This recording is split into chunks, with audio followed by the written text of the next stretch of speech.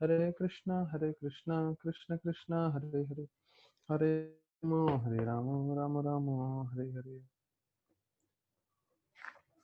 तो सभी भक्तों का स्वागत है वापस से जो हम एकत्रित हुए हैं हमारे हरि कथा के, भागवत कथा के श्रवण के लिए। और इतने दिनों से चल रहा है ये भागवतम कथा। तो राधानाथ महाराज जब कार्तिक यात्रा में कथा कर रहे थे तो महाराज हमेशा शुरुआत करते थे ये बोलते हुए कि आई एम वेरी ग्रेटफुल, मैं बहुत कृतज्ञ हूँ आप सब लोगों का, क्योंकि आप लोग सब श्रवण करने के लिए एकत्रित हो रहे हैं, तो मुझे भी एक मौका मिल रहा है जो है कथा करने का। तो हम लोग जो हैं पहले, हाँ हाँ, स्कंद भागवतम के जो है 18वें अध्याय पे हैं। और 18वें अध्याय पे हम लोग ने विशेष रूप से जो है 16 श्लोक तक चर्चा कर लिया। तो जस्ट संक्षेप में मैं आपको बता दूं कि हमने देखा सूत गोस्वामी जो है वो महाराज परीक्षित का जन्म मृत्यु और उनकी कली के साथ कैसे व्यवहार करते हैं वो पहले 8 श्लोकों में चर्चा किया। और उसमें से सबसे प्रमुख श्लोक हमने देखा है वो 7वां श्लोक था। नानु द्वेष्टि कलिम सम्राट सारंगे व सारुभु पुष्लिंति आसु सिद्ध्यंति नेत्राणि कृत्यानियत। कि महाराज परीक्षित जो हैं कैसे एक मधुमक्खी या सारंग के समान थे, जो सबसे महत्वपूर्ण चीज देख रहे थे। और उन्होंने कली में ये देखा कि कलयुग में अगर कोई अच्छा कार्य सिर्फ सोचेगा उससे भी उसको फल मिलेगा, और कोई बुरा चीज सोचेगा तो उससे उसको फल नहीं मिलेगा, मतलब उसको पाप का भागीदारी नहीं बनेगा। पाप कार्य करना पड़ता है, करोगे तब उसका आपको फल मिलेगा, लेकिन अच्छा कार्य सिर्फ सोचोगे तो उससे आपको उसका फायदा होगा, पुण्य मिलेगा। और दूसरा कि सिर्फ हरिनाम संकीर्तन करने से इतनी शक्ति है कि सबका उद्धार हो सकता है। तो ये जो है कलयुग में देखा, इसलिए महाराज परीक्षित उनसे द्वेष नहीं कर रहे थे और उनको उन्होंने आश्रय दिया। और फिर सूत गोस्वामी कैसे भगवान कृष्ण का गुणगान करते हैं, तो वो 9 से 23 श्लोकों के अंदर है। और उसमें जो हमने 13वां श्लोक देखा जिसमें बोलते हैं कि तुल्याम लवनापि न स्वर्गम न पुनर्भवम भगत संगी संगस्य मर्ता नाम किम हुताशीष। अर्थात कि अगर आप एक वैष्णव की तुलना करने जाएंगे, भक्तों की तुलना करने जाएंगे, तो आप देखेंगे कि एक भक्त जो है उनकी तुलना स्वर्ग में जाने या जो है मुक्ति प्राप्त करने से भी बढ़कर है। और मर्त्या नाम की मुताशीष। तो इस भौतिक जगत में जो लोग मृत्यु प्राप्त करने वाले हैं वहां पे उनको कुछ मिल जाए तो उसके उसका तो तुलना कुछ कर ही नहीं सकते। हरि बोल तो प्रभु, प्रभुपाद आवाज बहुत कम आ रहे हैं। जो है विस्तार पूर्वक बताते हैं भगत संगी और योषित संगी, कि हमें हमेशा भगवत संगों का, भक्तों का जो है वो संग लेना चाहिए, क्योंकि ऐसे संग से जो है हमारा उद्धार होगा। और भौतिकवादी लोग जो बाहर जो भौतिक चीजों का संग करते हैं, इंद्र भोग का संग करते हैं, तो उसके कारण जो है वो हमेशा इस जन्म मृत्यु के चक्कर में फंसे रहते हैं। हमें चाहिए कि हम जो है साधुओं का संग करें। तो साधुओं का संग करना अर्थात वो अलग अलग तरीके के हिसाब से हो सकता है। जैसे मैंने आपको बताया था कि राधानाथ महाराज एक भक्त के लिए बोल रहे थे, देवानंद पंडित प्रभु के लिए, जो शिपिंग कंपनी में काम करते थे, शिपिंग में काम कर रहे थे। तो शिपिंग में कैसा होता है कि उनको कई महीनों महीनों तक जो है समुद्र के बीच में रहना पड़ता है। तो तकरीबन ऐसा होता था कि 6 महीना, 7 महीना, 8 महीना वो समुद्र के बीच में रहते थे अपने शिप में। तो उनको बिल्कुल भक्तों का संग नहीं मिलता था। तो वो लेक्चर सुनते थे, प्रभुपाद की किताब पढ़ते थे और वैसे संग लेते थे। और जैसे ही वो आते थे, मतलब वापस से जो है समुद्र से जो है पृथ्वी की तरफ, तो सीधा इस्कॉन सेंटर में थे और वहां पे साधु का संग करते थे।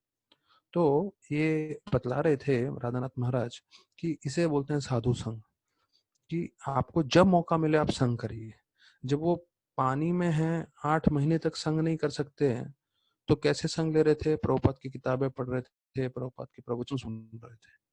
और जब उनको मौका मिला कि व्यक्तिगत संग ले लें, कैसे लोगों से, भक्तों से मिल के, उनका साथ कथा कीर्तन करके, उनके साथ बैठ के प्रवचन सुनना, तो वो सब उन्होंने किया।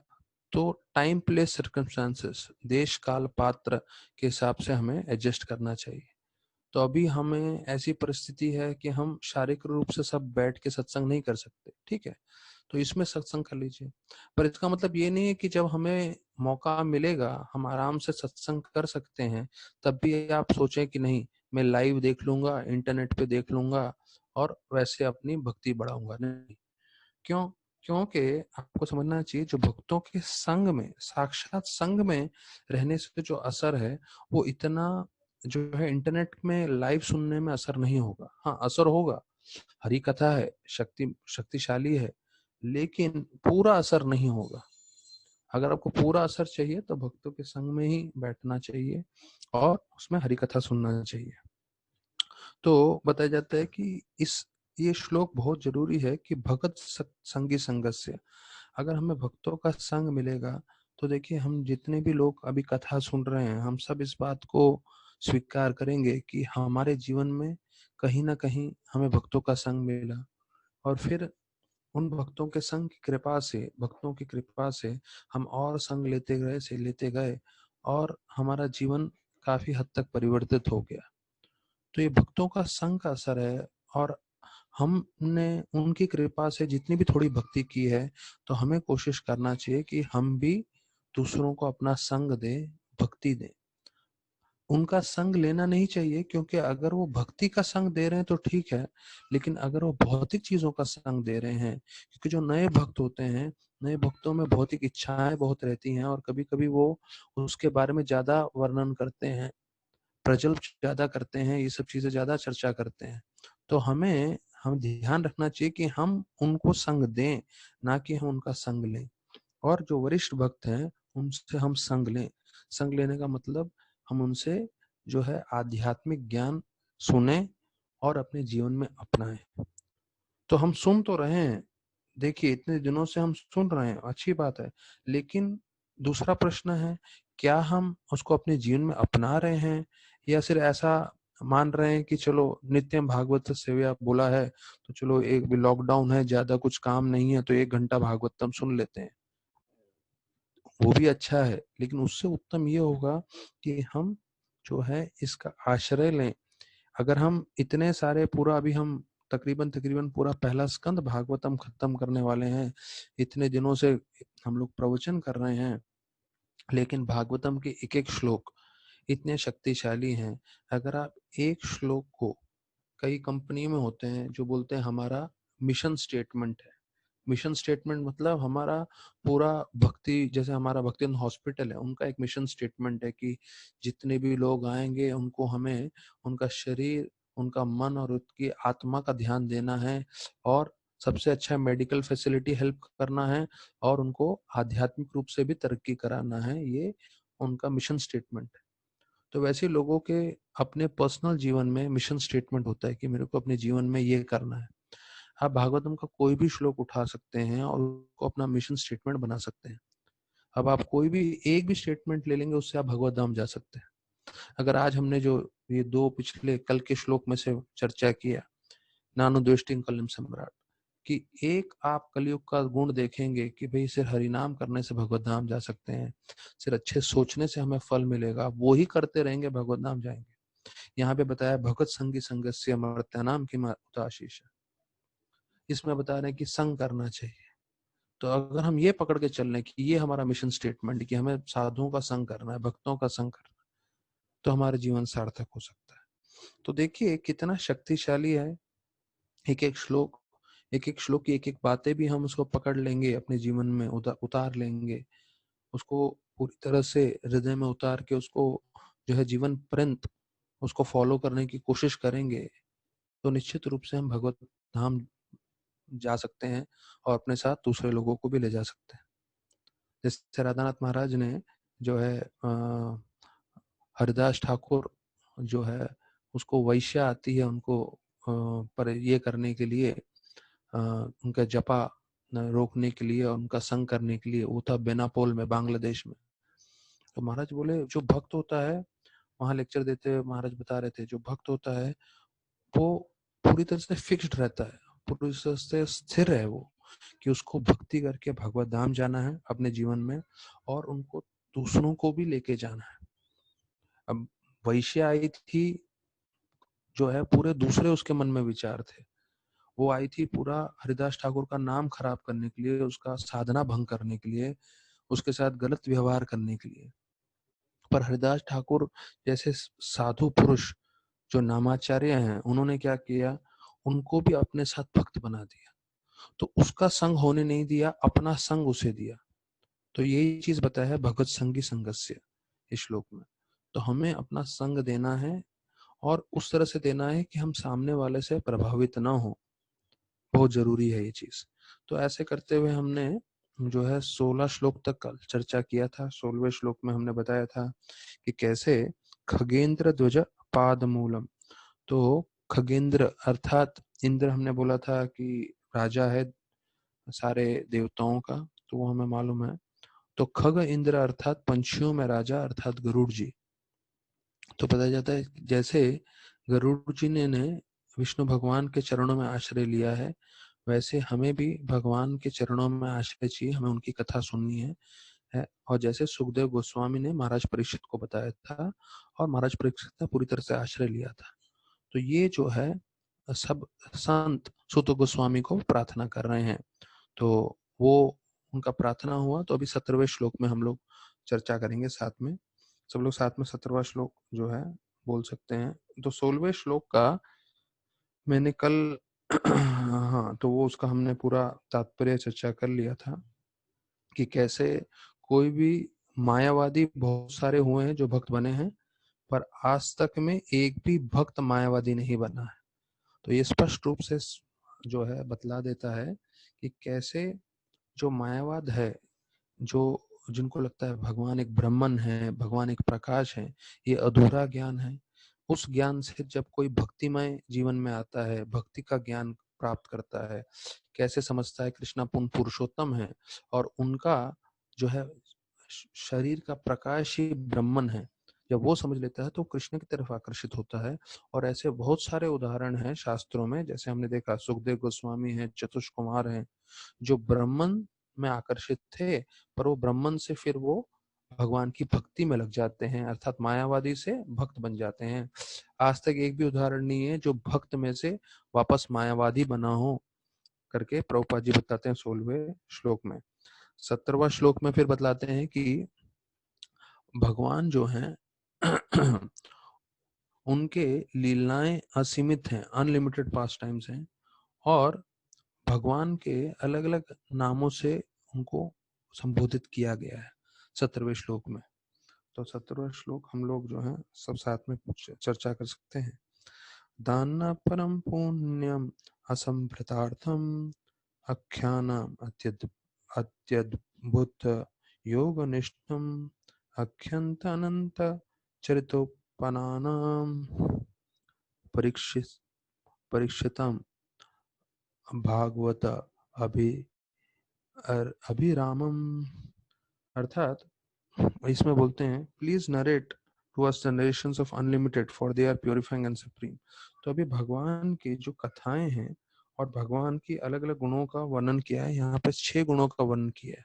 एक भगवान जो है वो है परम, परम अर्थात सबसे बड़े हैं। पुण्यम, जब हम भगवान की कथा सुनते हैं तो वो हमारा शुद्धिकरण करता है। तीसरा अत्य अद्भुत, अत्य अद्भुत मतलब भगवान की लीलाएं हमेशा अद्भुत रहती हैं, अलग अलग ऐसे कार्य करते हैं।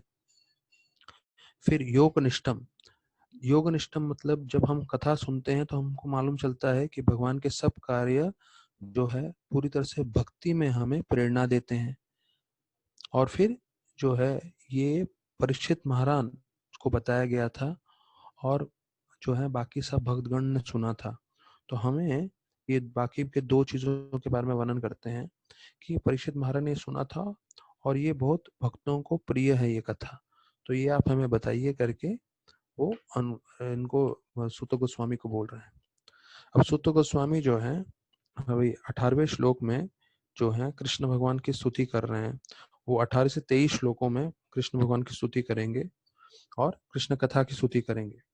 तो वो चर्चा होती है। तो 18वां श्लोक है, अयम अहो वयम जन्म भृतो दयासहासम वृद्धानुवर्तनि विलोम चाता दौष्कल्यमाधम विदुनोति शीघ्रम महात्मानमभिधान योगा।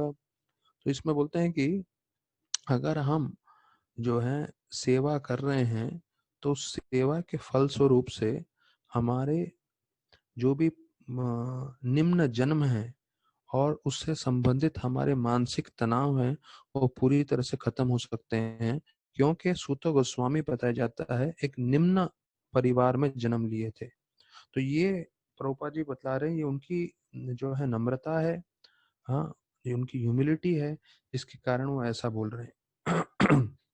यहाँ इसके तात्पर्य में 18वें श्लोक में प्रभुपाद लिखते हैं, even by conversing with such great souls one without delay cleanses oneself of all disqualifications. देखिए शुद्ध भक्त की कितनी शक्ति है, कितनी महिमा है। अगर आप सिर्फ उनके साथ, आपको एक बार मौका मिल जाए जिससे आप बात कर सको, आप उनकी जो है कथा सुन सको, उससे आपको इतना शक्ति मिलेगा कि आपके जितने भी अवगुण हैं वो पूरी तरह से निकल जाएंगे। और यहाँ पे बताया जाता है कि उनका अवगुण था कि वो एक निम्न परिवार में पैदा हुए थे। तो ये जो है इस चीज को प्रभुपाद ने बार बार अपने गीता में, भागवत में और चैतन्य चरितामृत में वर्णन किया है कि आपका जन्म जो है मुख्य नहीं है, आपका जन्म से ज्यादा जरूरी है आपका कर्म। आपने जन्म कहीं भी लिया हो, किसी भी परिवार में किया हो, वो एक बात है। निश्चित रूप से अगर किसी ने प्रामाणिक ब्राह्मण परिवार में जन्म लिया हो, जहाँ पे पहले से नियम पालन कर रहे थे, जहाँ पे पहले से भक्ति कर रहे थे, बहुत अच्छी बात है। लेकिन किसी ने अगर वहां जन्म नहीं लिया, कहीं और जन्म लिया हो, कोई बात नहीं। जब से वो भक्ति शुरुआत करेंगे और वो उनका जीवन पूरी तरह से भगवान की सेवा में लग जाएगा, तो उनका जन्म से कुछ लेना देना नहीं है। भले ही वो कितने ही निम्न परिवार में, कितने ही नीचे परिवार में भी जन्म लिए हों, उनका उससे जो है कुछ जो है संबंध नहीं है। वो पूरी तरह से योग्य है भक्ति करने के लिए और भक्ति करके भगवत धाम जाने के लिए। और यही चैतन्य महाप्रभु ने स्वयं जो कृष्ण थे, उन्होंने उसकी स्थापना की है इस बात को, हाँ, किब विप्र किब न्यासी शूद्र के न्याय, यही कृष्ण तत्व थे सही गुरु। कि भले ही कोई शूद्र हो, कोई सन्यासी हो, जो कृष्ण भक्ति जानता है वो अपना तो उद्धार करेगा ही करेगा, पर वो गुरु बन सकता है। यही कृष्ण तत्व थे सही गुरु होए। अर्थात आप अगर प्रामाणिक रूप से भक्ति कर रहे हैं तो आपके भक्ति करने से आप अपना तो उद्धार करेंगे ही करेंगे, पर आप अच्छे से प्रचार करेंगे तो आपके कारण आप दूसरों का भी उद्धार कर सकते हैं। ये चैतन्य महाप्रभु का जो है वाणी है। तो प्रभुपाद लिखते हैं फिर आगे, the science of Krishna has to be learn from the authorities and one preaches the science he becomes still more qualified. तो जब आप इसका प्रचार करते हैं इस ज्ञान का, तो आपको और आध्यात्मिक शक्ति मिलती है। तो एक चीज है आप श्रवण कर रहे हैं, बहुत अच्छी बात है, लेकिन जब आपने जो श्रवण किया है आप उसका प्रचार करेंगे तो वो ही चीज आपके मन में और मजबूती से बैठ जाएगी, आपके दिमाग में और मजबूती से आ जाएगा। तो उसके कारण आप और अच्छे से भक्ति कर सकते हैं। तो आप और आध्यात्मिक जगत में भक्ति में उन्नति करेंगे। प्रभुपाद जी ये बतला रहे हैं, मैं दोहरा रहा हूँ, ये चीज बहुत जरूरी है। प्रभुपाद बोल रहे हैं कि आप श्रवण कर रहे हैं वो अच्छी बात है, लेकिन श्रवण करने के साथ साथ जो आपने श्रवण किया है, जो आपने पढ़ा है, वो आप प्रचार करेंगे तो आप भक्ति में ज्यादा प्रगति करेंगे। पहले स्कंद में प्रभुपाद जी दूसरी जगह लिखते हैं, reading and explaining is more important then just hearing. अर्थात सिर्फ पढ़ने से ज्यादा जरूरी है कि हम ये समझाएं भी लोगों को। और प्रभुपाद अंग्रेजी में बोलते हैं, one can assimilate this knowledge by reading and explaining. मतलब हम पढ़ के जब हम दूसरों को समझाते हैं तो हमें इसका पूरा शास्त्रों का सार हमारे जीवन में आएगा। सुनने से भी आ सकता है, लेकिन प्रभुपाद बोल रहे हैं कि सुनने के बाद अगर आप प्रचार करोगे तो आप पूरी तरह से समझ पाओगे अच्छे से भक्ति को और भक्ति के मूल तत्व को। तो बताया जाता है कि दो चीजें हैं, एक तो निम्न जन्म और दूसरा बताते हैं कि मानसिक तनाव। उन दोनों से जो है व्यक्ति मुक्त हो जाता है जब वो भक्ति करता है। तो देखिए प्रभुपाद जी और दूसरे जगह पे भी बोले हैं, इस तात्पर्य में भी बोल रहे हैं कि अधिकांश लोगों को मानसिक तनाव है कलयुग में, और उससे अगर बचना है तो एकमात्र उपाय है, वो है हरिनाम करना, भक्ति करना। और उसका उदाहरण देते हैं कि देखिए जैसे हमने बताया कि जन्म की कोई योग्यता नहीं होती। प्रभुपाद लिख रहे हैं हरिदास ठाकुर खुद स्वयं मुसलमान परिवार में पैदा हुए थे, लेकिन चैतन्य महाप्रभु ने उनको नामाचार्य बना दिया। अर्थात उनका जन्म से कुछ लेना देना नहीं था, उनका कर्म से लेना देना था, कैसे वो भक्ति कर रहे हैं। अच्छा, अभी प्रभुपाद का तात्पर्य काफी महत्वपूर्ण है, मैं धीरे धीरे पढ़ के इसको समझाऊंगा। But as far as the great devotees of Lord are concerned, they can purify the degraded soul even by being seen by the lowborn, and what to speak of association. तो देखिए साधु का संग कितना शक्तिशाली असर होता है। अगर कोई साधु को सिर्फ देख लेगा, सिर्फ देखने मात्र से, जैसे ट्रांसलेशन में हम पढ़ रहे थे, ट्रांसलेशन में बोलते हैं अगर कोई सुनता है तो शुद्धिकरण होता है, कोई किसी को संग मिलेगा तो उससे उसको उनका शुद्धिकरण होगा। यहाँ पे तो प्रभुपाद एक कदम और आगे बढ़ गए हैं। प्रभुपाद बोल रहे सिर्फ देखने मात्र से जो है उसका शुद्धिकरण हो सकता है। तो ये है शुद्ध भक्ति की पहचान। कोई सिर्फ शुद्ध भक्त को देख लेगा तो देखने मात्र से उसका उद्धार हो सकता है। तो बोलते हैं Chaitanya Mahaprabhu wanted to purify the whole atmosphere of the polluted world by sending qualified preachers all over the world, and it remains with the Indians to take up this task scientifically. तो चैतन्य महाप्रभु की इच्छा है पूरी दुनिया का उद्धार हो। और पूरी दुनिया का उद्धार कैसे होगा कि पूरी दुनिया भर में जाके प्रचारक लोग प्रचार करें। और फिर बोलते हैं अभी ये चीज रह जाता है भारतीयों पे कि वो कैसे मेहनत करके कार्य को जो है अपने जीवन में लेते हैं, and thus do the best kind of humanitarian work, और कैसे वो पूरे जन समुदाय का कल्याण कर सकते हैं।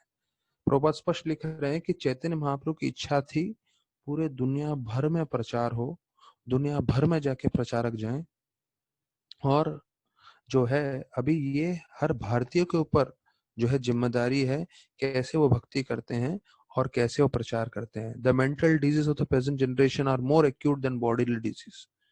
It is quite fit and proper to take up the preaching of Bhagavatam all over the world without delay. तो प्रभुपाद कितनी अच्छी बात बता रहे हैं कि शारीरिक बीमारी से आज की दौर में मानसिक बीमारी ज्यादा है।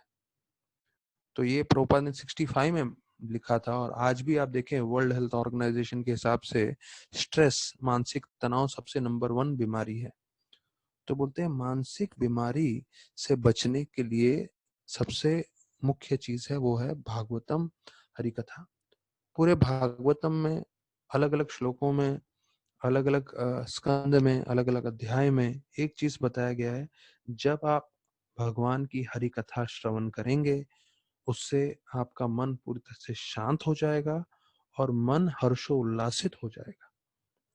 तो मैंने बार बार बताया गया है कि भक्तों को बार बार देखना चाहिए अपने जीवन में। अगर उनको ऐसा लग रहा है कि फ्रस्ट्रेटेड हो रहे हैं, दुखी हो रहे हैं, या इंग्लिश में बोलते हैं ना मोरोस हो रहे हैं, उनमें उत्साह नहीं आ रहा है, मन में बोलते हैं ना चिड़चिड़ापन आ रहा है, तो कहीं ना कहीं आपने भागवतम श्रवणम कम किया है। इसका मतलब है आपको तुरंत 1 घंटा निकाल के भागवतम के साथ बैठना पड़ेगा। इसका एक ही इलाज है और दूसरा कोई इलाज नहीं है। हाँ, हरिनाम भी हो सकता है, हरिनाम भी बहुत शक्तिशाली है, लेकिन कितनी बार होता है हरिनाम करते समय हम ध्यान नहीं देते हैं, नाम जब चलता रहता है हमारा मन यहाँ वहां घूमता रहता है। लेकिन जब भागवत लेके पढ़ेंगे विशेष रूप से, तो पढ़ते समय आपको मन यही लगाना पड़ेगा, तभी आप जो है एक एक पन्नों में एक एक शब्दों को आप पढ़ पाएंगे। तो मन यहाँ आपको लगाना ही पड़ेगा अगर आपको शास्त्र पढ़ना है तो।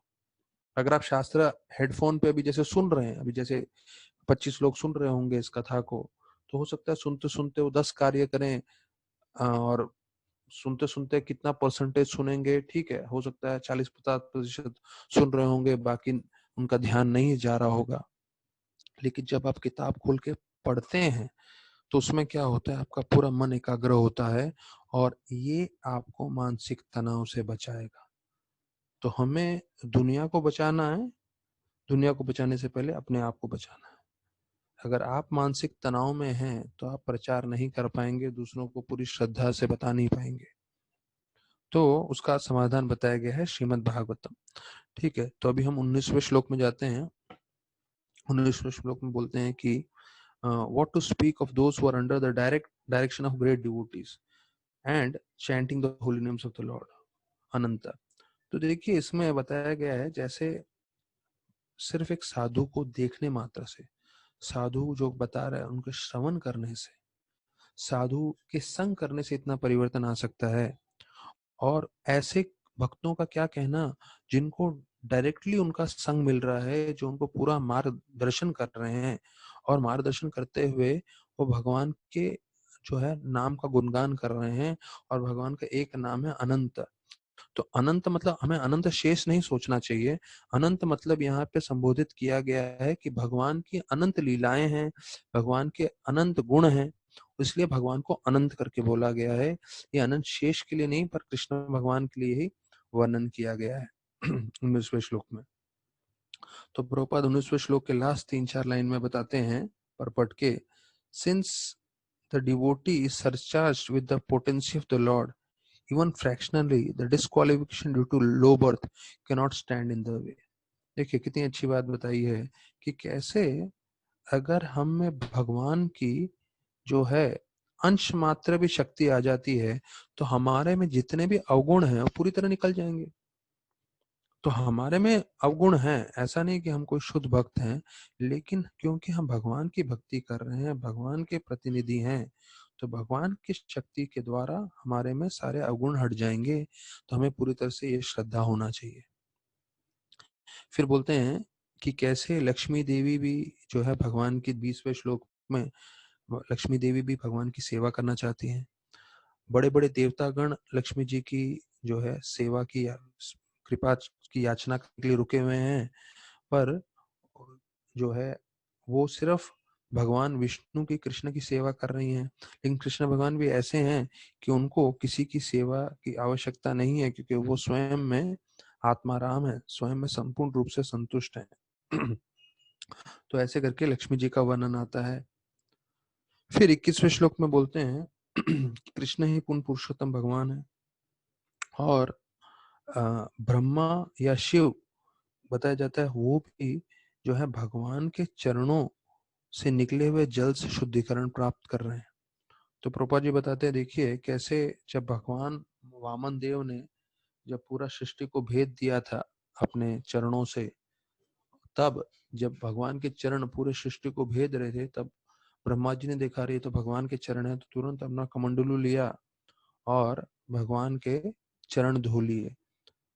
तो भगवान विष्णु के चरण ब्रह्मा जी भी धो रहे हैं अपने कमंडलू के जल से, और वो ही जल और आकाश गंगा का जल जो जो पूरा जो ब्रह्मांड उसको छेदा था, तो जो आध्यात्मिक जगत का जल था वो भी पृथ्वी में प्रवेश किया था, इसे गंगा बोलते हैं। तो ये दोनों जल जो है शिव जी ने अपने सर पे धारण किया है, और शिव जी ब्रह्मा जी के पुत्र भी हैं। तो बोलते हैं देखिए ऐसे कृष्ण भगवान की कृपा याचना करने के लिए ब्रह्मा और शिव भी आतुर हैं, तो हम सब भौतिक जगत के जीवों के क्या कहने। फिर 22वें श्लोक में बोलते हैं कि जो भक्तगण अपने इंद्रियां पूरा वश में कर किए हुए हैं, वो लोग संपूर्ण रूप से कृष्ण से आसक्त रहते हैं, और वो पूरी तरह से भौतिक चीजों की आसक्ति छोड़ सकते हैं। तो ये महत्वपूर्ण चीज है, इसमें प्रभुपाद जी काफी मुख्य चीज बताएंगे, तो हम तात्पर्य में देखते हैं। Only the self control can gradually be attached to supreme personality of God, कि जिसने इंद्रियों को संयम किया होगा वही भगवान से आसक्त हो सकता है। तो प्रभुपाद बोलते हैं सेंस कंट्रोल मतलब क्या, किसी ने इंद्रियों को वश में किया, उसका मतलब क्या है? इंद्रियों को वश में करना का मतलब है, प्रभुपाद बोल रहे हैं कि उतना ही इंद्रियों का प्रयोग करें जितना आपका जरूरत है। अर्थात आपको ज्यादा इंद्रिय भोग करने की जरूरत नहीं है। तो जितना आपको चाहिए सीमित मात्रा में आपका इंद्रियों का प्रयोग करना, तो वो करना चाहिए। ज्यादा इंद्रिय भोग नहीं करना चाहिए। तो उसे बोलते हैं आप, मतलब जिसने इंद्रियों को वश में किया है। जिन्होंने इंद्रियों को वश में नहीं किया है वो पूरी तरह से इंद्रिय भोग में लग जाते हैं। और भक्त क्या करते हैं, इंद्रियों को उतना ही इस्तेमाल करते हैं जितना हमें चाहिए अपना जीवन प्रवाह करने के लिए। तो आपको मैं इसका सरल उदाहरण देके बता देता हूँ कि अगर हमें जो है भोजन चाहिए, तो हम भोजन को भगवान को चढ़ा के प्रसाद करके खाते हैं। और अगर हम सरल प्रसाद खा रहे हैं तो हमारा जीवन आराम से चलेगा, तो उसमें कोई मुश्किल कार्य नहीं आएगी। तो ये है एक प्रामाणिक उदाहरण, कैसे आपके अगर इंद्रियां वश है, आप आराम से जो है भगवान का प्रसाद खा रहे हैं दिन में 2 बार 3 बार, और आराम से जीवन व्यतीत कर सकते हैं। ये नहीं कि आप जो है इंद्रिय तृप्ति के लिए अलग अलग जगह भाग रहे हैं, ये होटल में वो होटल में, ये खाने के लिए वो खाने के लिए, और उसको खाने के लिए आपके पास पैसे नहीं है तो पैसे कमाने के लिए और सब जगह हाथ पैर मार रहे हैं। तो पहले तो बहुत सारे हाथ पैर मार रहे हैं पैसे लाने के लिए, फिर पैसा खर्चा करने के लिए समय बर्बाद कर रहे हैं। तो दोनों समय आप जो है अपना समय जो कृष्ण भक्ति में डालना है, वो भक्ति में नहीं डाल के आप पैसा कमाने में व्यर्थ डाल रहे हो और फिर पैसा खर्चा करने में व्यर्थ डाल रहे हो। इससे सरल चीज घर में बैठ के खाइए, संतुष्ट रहिए। तो प्रभुपाद बोलते हैं कि बहुत सरल चीज है अपनी इंद्रियों को वश में करना। अगर आप अपनी इंद्रियों को पूरी तरह से भगवान की सेवा में लगा के रखोगे तो अपने आप आपकी इंद्रियां संयमित रूप में रहेंगी। तो जो व्यक्ति सुबह से रात तक भगवान की सेवा हमेशा करता रहता है, भगवान को ध्यान करता है, तो उसके लिए कोई भी परिस्थिति मुश्किल नहीं होती। वो अपने आप अपनी उसकी इंद्रियां वश में आ जाती है। तो यहाँ पे बताया जाता है, प्रभुपाद बोल रहे हैं परमहंस, हम लोग जो है सन्यासियों को बोलते हैं परमहंस और शुद्ध भक्तों को परमहंस बोलते हैं। तो क्यों बोलते हैं परमहंस? क्योंकि हंस, प्रभुपाद बोलते हैं हंस की एक योग्यता होती है, अगर दूध और पानी मिला के दोगे तो उसमें सिर्फ दूध ले लेगा, पानी छोड़ देगा। तो बोलते हैं जो शुद्ध भक्त होता है वो सिर्फ भगवान की सेवा लेता है, माया की सेवा नहीं लेता, माया का प्रलोभन नहीं लेता, माया इंद्र तृप्ति देती है वो नहीं लेते। ये शुद्ध भक्त का पहचान है। तो हमें भी उन्हीं भक्तों के जो है मार्गदर्शन में चलना है। तो हमें भी भगवान की भक्ति चुनना है, माया की सेवा नहीं चुनना है हमारे जीवन में। तो अभी 23वां श्लोक आ रहा है, ये मुख्य जरूरी श्लोक है, वो हम साथ में चर्चा कर सकते हैं। अहम ही पृष्ठो रमान भवद्भिर अचक्ष आत्मगमो अत्र यावान नभ पतन्ते आत्म समान पतत्रिन्नस तथा सम विष्णु गतिम विपश्चितः। तो फिर बताते हैं कि अभी मैं विष्णु की लीलाएं जो है प्रचार आपको बताने की कोशिश करूंगा जहां तक मेरी योग्यता है। और इसमें उदाहरण जो दिया गया है वो हम सब के लिए बहुत जरूरी है समझना। पंछी उतना ही उड़ पाएगा आसमान में जितना उसकी शक्ति है। चिड़िया अपनी क्षमता के अनुसार उड़ेगा, चील अपने क्षमता के अनुसार उड़ेगा। तो उसी प्रकार से हर भक्त की अलग अलग क्षमता दी है कृष्ण भगवान ने। तो हमें अपनी क्षमता के अनुसार भक्ति करनी है, मतलब अपने तरफ से ज्यादा कोशिश करना चाहिए। लेकिन एक चीज समझना चाहिए कि जो हमें भगवान ने शक्ति दी है वो भगवान देने वाले हैं, तो उसके अनुसार जो है हम अपने तरफ से ज्यादा करना चाहिए। पर यह समझना चाहिए भगवान असीमित हैं, भगवान की सेवा असीमित है, पर हम जितना अपनी योग्यता है, अपनी योग्यता के हिसाब से हमें करना चाहिए। तो ये 23वें श्लोक में जो है बताया गया है। तो प्रभुपाद इसके अंतिम में जो है अंतिम लाइंस में बोलते हैं that himself can describe himself, भगवान ही वास्तविक रूप में जो है अपनी गुणगान कर सकते हैं, या तो उनके शुद्ध भक्त can describe himself as far as the lord gives him the power of description. तो देखिए व्यासदेव जी के रूप में भगवान स्वयं आए थे और उन्होंने पूरे शास्त्रों की रचना की। तो एक चीज प्रभुपाद बोल रहे हैं कि भगवान ही वास्तविक रूप में जो है अपने आप के बारे में चर्चा कर सकते हैं, बतला सकते हैं, या तो फिर भगवान ने किसी को शक्ति दिया हो। तो जब भगवान शक्ति देते हैं तो उनकी शक्ति के अनुसार जो है हम भगवान की चर्चा कर सकते हैं। तो आज सुबह का भागवतम मालूम नहीं कितने लोग ने सुना होगा, पर बलदेव प्रभु का भागवतम में आज बता रहे थे कैसे सुबग महाराज, अभी तो सन्यासी हैं वो, जब वो नए ब्रह्मचारी थे प्रभुपाद के समय, वो मायापुर में जुड़ गए और वो काफी उन्होंने पढ़ाई की थी, वो लंदन में पढ़ाई कर चुके थे। उसके बाद प्रभुपाद ने बोला आप मायापुर आ जाओ, मायापुर में आप बंगाली हो तो वहां पे प्रचार करने में आप मदद करोगे। तो जैसे उनके माता पिता को मालूम चला कि मेरा बेटा जो है लंदन में पढ़ाई कर रहा था, अभी पढ़ाई वढ़ाई सब समाप्त हो गया, तो वहां पे पैसा कमाने के बदले में मायापुर में चला गया है और साधु बन गया है। तो उसके माता पिता आ गए सुबह महाराज के और बोलने लगे प्रभुपाद को आप हमारे बेटे को वापस कर दीजिए। तो प्रभुपाद ने बोला मैंने कहाँ उसको रोक के रखा है। और प्रभुपाद ने सुबह महाराज को बुलाया, जब वो ब्रह्मचारी थे तो उनको बुलाया और बोला मैं तुमको बोल रहा हूँ जाओ इनके साथ, माता पिता के साथ, मैंने तुम्हें थोड़ी यहाँ रोक के रखा है। तो सुबह महाराज ने बोला नहीं, मुझे नहीं जाना है। तो बोले देखो, प्रभुपाद बोले मैं तो उसको जाने को बोल रहा हूँ और मैंने थोड़ी इसको यहाँ बांध के रखा हुआ है। अब ये नहीं जाना चाहता है तो अभी आप लोग के बीच में आप लोग देखिए, अगर आप उसको ले जाना चाहते हो लेके जाओ, इसको जाना नहीं है तो क्या कर सकते हैं। तो वास्तविक में प्रभुपाद देख रहे थे उनके माता पिता शारीरिक रूप से खूब खींच रहे थे सुबह महाराज को, हाथ से पकड़ के जबरदस्ती ले जाने की कोशिश कर रहे थे। तो प्रभुपाद बोले इसे बोलते हैं आसक्ति, इसे बोलते हैं अटैचमेंट।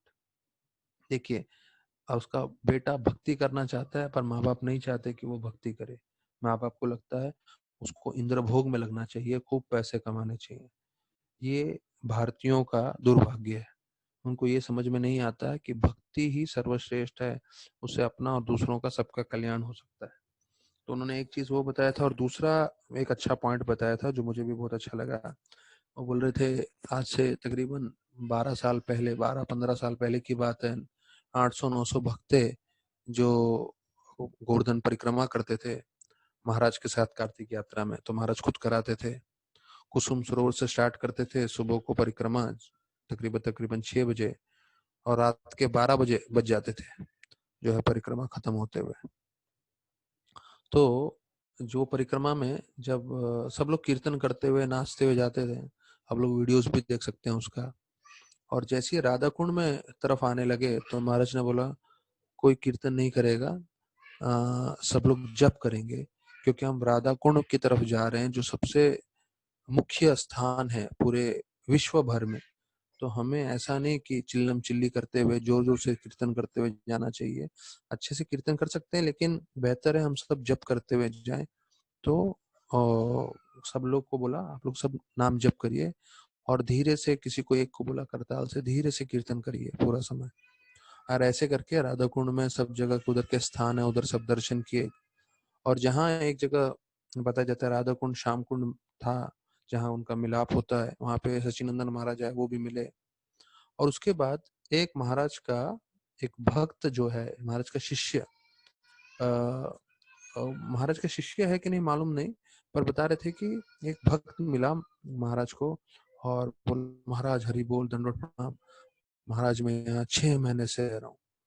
तो महाराज महाराज ने बोला अच्छा आप 6 महीने से रह रहे हो, तुम्हारे बोले आप खुश हो क्या? तो बोला हाँ महाराज मैं बहुत खुश हूँ, यहाँ राधा के पास मैं 6 महीने से रह रहा हूँ इसलिए मैं बहुत खुश हूँ। तो महाराज ने बोला क्या गुरु आपसे खुश है, राधा कृष्णा आपसे खुश है? तो जब ऐसा बोला तो उससे पहले अभी इस शिष्य ने बोला था हाँ महाराज मैं बहुत खुश हूँ, तो चेहरे पे एक मुस्कान थी। और जब राधानाथ महाराज ने ये पूछा उनसे क्या गुरु महाराज आपसे खुश हैं, क्या राधा कृष्णा आपसे खुश हैं, तो उसी वक्त उसके चेहरे पे से मुस्कान चली गई। ये बहुत महत्वपूर्ण है हमारे जीवन में कि हम कोई कार्य कर रहे हैं अपनी खुशी के लिए कर रहे हैं या गुरु की खुशी के लिए कर रहे हैं। अगर आप अपनी खुशी के लिए कर रहे हो तो आपको आनंद मिल रहा होगा, पर वास्तविक रूप में गुरु उससे प्रसन्न नहीं है। तो ये एक चीज मैं आप लोगों को बता दूं, जितने भी हमारे कथाकार सुन रहे हैं, राधा कुंड के पास रहना राधानाथ महाराज कभी भी उसको स्वीकार नहीं करते। बोलते हैं ये सबसे सर्वश्रेष्ठ जगह है पूरे पृथ्वी पे, और हम गौड़ीय वैष्णव से प्रणाम करते हैं, उधर जाके जो है प्रार्थना करते हैं और आ जाते हैं। वहां रहने की हमारी योग्यता नहीं है, क्योंकि हमारा एक ही योग्यता है कि हम प्रभुपाद जी की सेवा करें और प्रभुपाद जी का मिशन बढ़ाएं, ना कि सब काम छोड़ के राधा कुंड में जाके बैठ के भजन करें। तो ये राधानाथ महाराज खुद स्वीकार नहीं करते, जबकि वो खुद वृंदावन में इतना समय रहे थे, यमुना के तट पे सोए हैं और सालों, 1 साल तकरीबन वो वृंदावन में रहे थे, पर उनका ये दृष्टांत है। तो राधा कुंड में रहना, कई बाबा जी रहते हैं, वो ठीक है, उनको रहने दीजिए, पर हमें समझना है प्रभुपाद कभी जाके राधा कुंड में रहे नहीं आजीवन काल में अपने। हाँ, वृंदावन में ठहरे थे राधा दामोदर मंदिर में, और उसमें भी अपने गुरु की सेवा प्रमुख थी।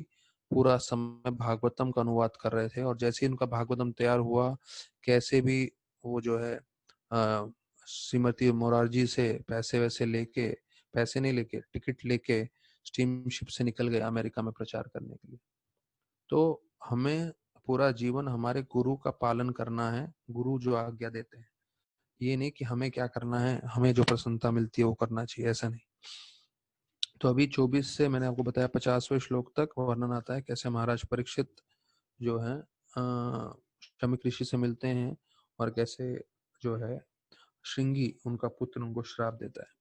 तो 24 और 25वें श्लोक में वर्णन आता है कि कैसे महाराज परीक्षित जो है जंगल में जो है शिकार करने गए थे, और उनको काफी प्यास लगा, और प्यास जो है उनको लगने के कारण वो शमिक ऋषि के आश्रम में जाते हैं अपनी प्यास बुझाने के लिए, और वहां देखते हैं शमिक ऋषि आंख बंद करके ध्यान लगा के बैठे हुए हैं। तो प्रभुपाद लिखते हैं, ये 24-25वां श्लोक है, उसके तात्पर्य, so supreme lord never forgets his pure devotee even though he may be engaged in so called worldly affairs. अब देखिए यहाँ से शुरुआत हो रही है महाराज परीक्षित की कथा कि कैसे महाराज परीक्षित को श्राप मिलने वाला है, और महाराज परीक्षित क्रोध आवेश में आके शमिक ऋषि से दुर्व्यवहार करते हैं। तो प्रभुपाद जी बतला रहे हैं कि जो भगवान है वो कभी भी अपने भक्तों को नहीं भूलते, भले ही उनके भक्त जो हैं वो जो है भौतिक कार्य में लग जाएं। ये पहला प्रभुपाद का स्टेटमेंट है। तो ऐसे में क्या करते हैं भगवान, he creates an awkward situation and the devotee becomes obliged to worldly affairs. तो जब देखते हैं कि जो भक्त है वो भक्ति छोड़ के भौतिक कार्यों में लगा हुआ है, तो भगवान क्या करते हैं, ऐसे भक्त के जीवन में ऐसी परिस्थिति कर देते हैं जिससे वो भौतिक सब कार्य छोड़ के जो है पूरी तरह से भक्ति में लग जाता है। तो ये जब जैसे उसके जीवन में मुश्किल परिस्थिति आती है, तो भक्त समझ जाता है कि ये भगवान ने मुझे सिग्नल दिया है, इशारा किया है। पर जो अभक्त लोग हैं वो लोग क्या सोचते हैं कि नहीं, ये अशुभ हुआ है उसके जीवन में। तो प्रभुपाद लिखते हैं, but others take it to be unfavourable and frustrating. अर्थात जब भी भक्त के जीवन में कुछ बुरा भी हो जाए, तो भक्त क्या देखता है, ये कृष्ण ने मेरे जीवन में क्यों किया है, जिससे कृष्ण चाहते हैं मैं पूरी तरह से भक्ति में लगा रहूं, भक्ति करूं और भौतिक कार्य ना करूं। ये प्रभुपाद जी बतला रहे हैं। लेकिन कोई अभक्त है, कोई कर्मी है, वो क्या सोचता है, नहीं इस भक्त के साथ बुरा हुआ है, बुरा कुछ नहीं हुआ है, भगवान खास बुरा करते हैं जिससे भक्त सीरियस हो जाए अपनी भक्ति में और कर्मी कार्य करना बंद करे। तो फिर बोलते हैं ये पूरा लीला अभी जो होने वाला है वो उसका एक ही उद्देश्य था कि भागवतम की रचना हो सके। जैसे अर्जुन के द्वारा गीता बुलवा, अर्जुन के कारण कृष्ण भगवान ने गीता बोला, और महाराज परीक्षित के कारण भागवतम की रचना होगी। तो उस उद्देश्य से ये पूरा महाराज परीक्षित की लीला हुई है। हमें वो दृष्टिकोण देखना है कि ये भगवान चाहते थे कि श्रीमद् भागवतम का जो है कथा का वर्णन हो सुखदेव गोस्वामी द्वारा, व्यासदेव इसकी रचना करें, इसके लिए महाराज परीक्षित को निमित्त बनाया था। तो ये बताया जाता है 24-25 श्लोक में। अभी 26वें श्लोक में बोलते हैं जो मुनिवर थे, शमीक ऋषि, उनके मन, इंद्रियां और उनकी बुद्धि पूरी उन्होंने जो है भगवान में एकाग्र करके रखा था, और वो पूरी तरह से जो है भगवान के ध्यान में लगे हुए थे। उनको कुछ मालूम नहीं चल रहा था कौन आ रहा है, कौन है। तो पूरी तरह से उनका ध्यान भगवान के वो भगवान में लगा के बैठे थे। तो बताया जाता है कि उन्होंने कैसे किस जगह पे बैठे थे, और क्योंकि भगो राजा का महाराज परीक्षित को प्यास लग रही थी, तो महाराज परीक्षित उनसे सिर्फ पानी मांगते हैं।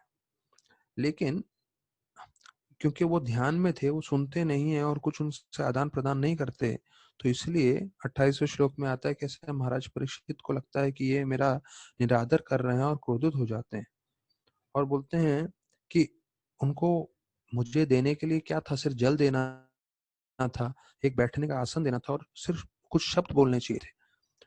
तो अगर इतना भी नहीं कर सकते हैं तो क्या फायदा जो है उनका प्रार्थना करने का वगैरह वगैरह। तो ऐसे करके उनको थोड़े क्रोधित हो जाते हैं। तो प्रभुपाद जी तात्पर्य में बोल रहे हैं 28 श्लोक के कि वैदिक संस्कृति ऐसा है कि अगर कोई दुश्मन भी हमारे घर में आए तो हमें उसे भी सम्मान देना चाहिए, और इस तरह से सेवा करना चाहिए कि वो अपनी दुश्मनी नहीं भूल जाए। तो और उदाहरण देते हैं कि कैसे भीमसेन जब जरासंध से युद्ध करने गए थे, तो दिन भर दोनों युद्ध करते थे, पर रात में जो है वो उनके मेहमान थे, उनके मित्र थे, और वो साथ में बैठ के भोजन प्राप्त करते थे। तो देखिए, ये नियम है वैदिक शास्त्रों का कि हमें हमेशा सबको सम्मान करना चाहिए। और बोलते हैं कि कोई गरीब से गरीब व्यक्ति भी हो तो एक जो है बैठने का आसन दे सकता है, दूसरा चीज जल दे सकता है, और तीसरा मीठे शब्द बोल सकता है। अगर ये तीन चीज करेगा तो किसी को भी लगेगा कि हाँ ये बहुत सम्मान कर रहे हैं। हाँ, तो इसके लिए इसमें कोई पैसे खर्चे की जरूरत नहीं है। ये सिर्फ एक प्रभुपाद बोल रहे हैं, एक अच्छा आपका it's only a matter of good manners, अर्थात आपका क्या भक्ति भाव है, आप कैसे व्यवहार करना चाहते हो उस पर निर्भर करता है। पर अधिकांश समय लोग आज के तारीख में ये भी नहीं करते हैं। मुझे मालूम है, अगर आप कोई बहुत ही प्रसिद्ध धनी व्यक्ति के घर में जाओगे, ना आपको पानी के लिए पूछेंगे ना बैठने के लिए बोलेंगे, आपको उधर उधर ही वहीं से वहीं भगा देंगे, क्योंकि उनको चाहिए ही नहीं कोई उनके घर में आए, इतने धनी व्यक्ति होके भी। अच्छा, तो प्रभुपाद जी बोलते द मर्सीफुल लॉर्ड, अभी ये हमारे लिए बहुत जरूरी है समझना। प्रभुपाद के तात्पर्य में ये पॉइंट मुझे काफी महत्वपूर्ण लगा। The merciful Lord sometimes creates such awkward position for his pure devotees in order to drag him towards himself from the material existence. But outwardly, the situation appears to be very frustrating to the devotees. तो अभी ये चीज हमें समझना है कि अगर आप भक्ति के बिना ये दृष्टिकोण देखें कि कैसे महाराज परीक्षित को श्राप मिल गया, तो आप बोलेंगे अरे ये भगवान ने ऐसा क्यों किया। तो ये आप बहुत दुखी हो सकते हो इस बात को लेके। पर वास्तविक रूप में देखेंगे, अगर आप भक्तिमय जो है भक्ति की नजर से ये चीज को देखेंगे, तो आपको समझ में आएगा ये भगवान का हस्ताक्षेप है, जिससे महाराज परीक्षित पूरे भौतिक चीजों को छोड़ दें और पूरी तरह से भगवान की कथा में मन लगाएं, और वो मुझे प्राप्त करें और भगवत धाम आए। तो हमारे जीवन में जो कुछ भी हो रहा है उसको हम सिर्फ दो दृष्टिकोण से देख सकते हैं। एक, कि ये मौका मिला है मुझे भक्ति में प्रगति करने का, मुझे भगवान पे ज्यादा से ज्यादा ध्यान करने का।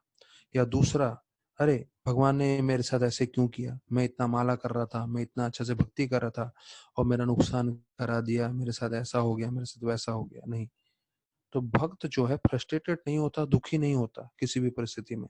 हर परिस्थिति में वो ये देखता है कि मुझे भक्ति बढ़ानी है, मुझे भगवान पे ध्यान बढ़ाना है, भगवान की सेवा बढ़ानी है। The devotees of the Lord are always under the protection of the Lord. कि भक्त जो है हमेशा भगवान के आश्रय में रहता है, और in any condition, frustration or success, the Lord is the supreme guide for the devotees.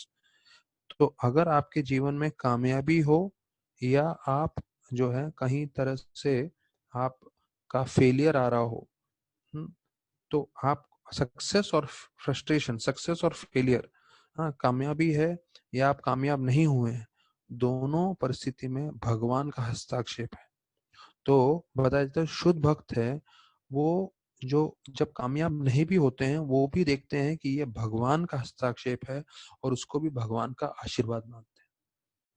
तो ये भक्तों को जानना बहुत जरूरी है कि जीवन में जब अच्छा अच्छा होगा तो हम लोग आराम से भक्ति कर पाएंगे, लेकिन जब हमारे जीवन में मुश्किलें आएंगी, तकलीफें आएंगी, हाँ, जैसे बताया जाता है कामयाबी की जगह हम विफल होंगे, हम फेलियर हमें सामना करना पड़ेगा, तब हमें समझना चाहिए ये भी भगवान का आशीर्वाद है।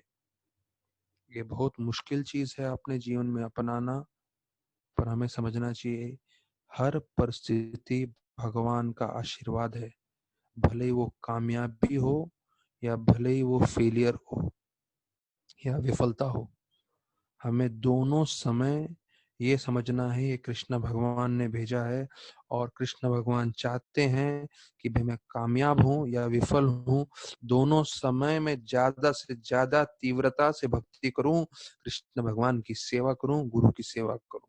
ये प्रमुख चीज है जो हमें भक्तों को समझना है। फिर 29वां श्लोक में बताते हैं कि महाराज परीक्षित जो है क्रोधित होते हैं क्योंकि उनको लगता है कि मेरे को खाना भी नहीं दिया, हाँ, मैं प्यासा भी था और मेरा सम्मान नहीं किया इस ब्राह्मण ने। तो प्रभुपाद बोलते the king new well that the Brahmanas sages children and women are not to be are beyond the jurisdiction of punishment। 5 लोग होते हैं जिनको हमेशा क्षमा करना चाहिए, ब्राह्मण, साधु, बच्चे, स्त्री और बूढ़े लोग। ये 5 लोग को हमेशा क्षमा करना चाहिए कोई भी गलती करे तो वो बोलते हैं फिर उनको ये सब ज्ञान था फिर भी वो अभी जो है उससे क्रोधित हो रहे हैं। क्यों क्रोधित हो रहे हैं? क्योंकि ये भगवान की इच्छा थी जिससे भागवतम की चर्चा हो सके। तो बोलते हैं भगवान किसी से द्वेष नहीं करते, उसी प्रकार से जो भक्त होते हैं वो भी किसी से द्वेष नहीं करते और किसी भी परिस्थिति में वो ज्यादा क्रोधित होकर गलत कार्य नहीं करना चाहिए था, पर अभी ये कार्य किया है उन्होंने। ऐसा क्यों? क्योंकि भगवान की इच्छा थी। तो बताया जाता है 30वें श्लोक में कि कैसे उन्होंने देखा एक मरा हुआ सर्प है तो उसको उन्होंने उनके गले में डाल दिया। तो ये भगवान की इच्छा थी, वरना महाराज परीक्षित जैसे शुद्ध भक्त ऐसा कार्य कभी नहीं करते हैं। तो फिर बता देते हैं महाराज परीक्षित जैसे ही पहुंचते हैं उनको मन में ये विचार आने लगता है कि ये जो साधु थे वो वाकई समाधि में थे या ढोंग कर रहे थे, या तो उनको ऐसा लग रहा था कि मुझे इन क्षत्रिय की सेवा नहीं करनी है, इसलिए वो उन्होंने ऐसा ध्यान करने का जो है नाटक कर रहे थे।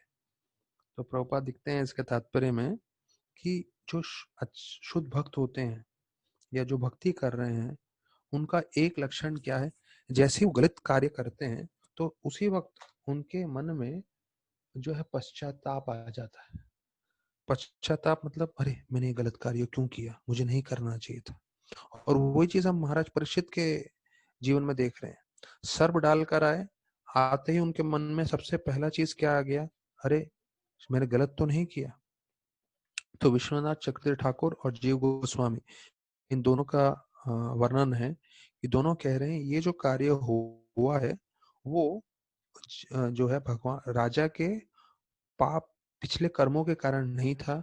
ये जो कार्य हुआ है, जो उन्होंने मरा हुआ सांप डाला, ये भगवान ने जो है ऐसे करवाया है उससे, जिससे वो भक्ति करके भगवत धाम आ सके और भगवान अवतार ले सके एक किताब के रूप में, अर्थात श्रीमद् भागवतम के रूप में।